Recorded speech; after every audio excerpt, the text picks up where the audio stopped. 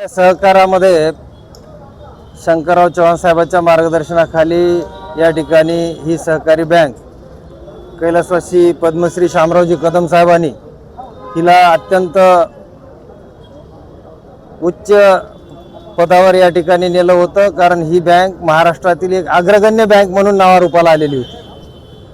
आणि आज कुठंतरी या ठिकाणी आदरणीय अशोकरावजी चव्हाण साहेबांच्या मार्गदर्शनाखाली आज आमच्या भागाचे आमदार आदरणीय राजेशजी पवार या सगळ्यांच्या सहकार्यानं आम्ही ह्या जिल्हा बँकेवर फॉर्म भरलेला आहे।